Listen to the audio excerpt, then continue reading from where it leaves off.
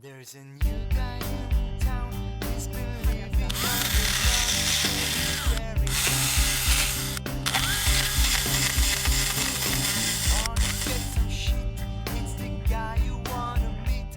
Donc, le curetage, l'idéal c'est de le pratiquer dès que les symptômes apparaissent. Donc sur les formes lentes, on peut intervenir tout au long de la saison. Les formes apoplectiques, il faut aller le plus tôt possible. Et il y a une seconde époque où on peut le faire, c'est en hiver. Et là, l'hiver, c'est plutôt réservé aux formes lentes ou aux formes apoplectiques qui ont pu partiellement outer. Donc là, ça demande de marquer les pieds avant vendange, quand les symptômes sont visibles, pour les cureter en hiver. Souvent, les gens commencent avec des tronçonneuses thermiques qui sont peut-être un peu moins précises, mais qui sont moins chères à l'achat et qui sont un peu plus puissantes. Nous, ce qu'on utilise, c'est plus des tronçonneuses électriques qui vont être souvent avec un guide plus petit et plus maniable et moins bruyante. Il y a pas mal d'avantages, c'est souvent plus confortable. Donc il y a différentes marques qui font des tronçonneuses électriques. Le tout est de trouver une avec un petit guide. Donc quand on arrive sur un cep d'ESCA, soit on a repéré les symptômes le jour même, soit on a marqué les pieds.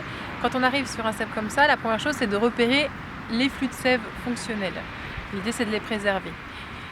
Ensuite on repère les plaies de taille qui vont nous donner accès à l'intérieur du pied. Donc on va faire une entaille dans les plaies de taille pour arriver au cœur du pied et essayer de trouver l'amadou.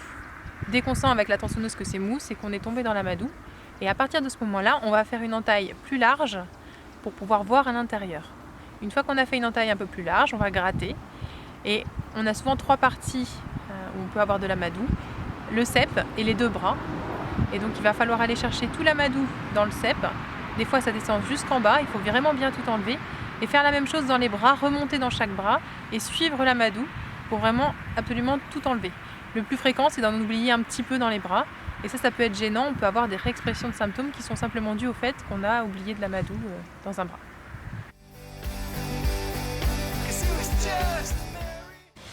Donc avec la tronçonneuse, afin de ne pas trop mutiler, il faut travailler un maximum dans l'axe des fibres du bois. Donc on évite bien sûr de travailler comme ça. On va même éviter de travailler comme ça. On va plutôt toujours travailler de cette façon-là. Toujours dans l'objectif de faire une entaille pour d'abord voir s'il y a l'amadou et après on ouvre pour pouvoir travailler et éliminer l'amadou. Ensuite on va essayer de travailler un maximum avec le dessous de la tronçonneuse pour ne pas user au niveau du bout. Le bout on s'en servira vraiment pour gratter l'amadou une fois qu'on l'a trouvé.